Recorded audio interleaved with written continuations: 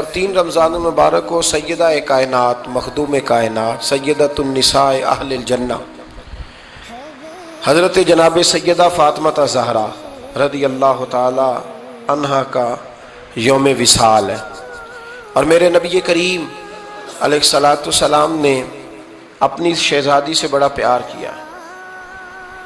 حضور نے اپنی اس بیٹی کی بڑی تربیت فرمائی ہے۔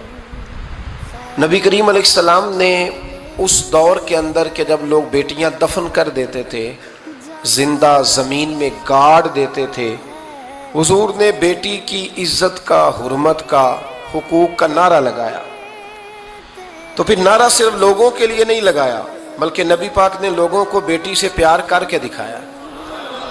حضور نے کر کے دکھایا ہے کہ بیٹی سے پیار اس طرح ہوتا ہے۔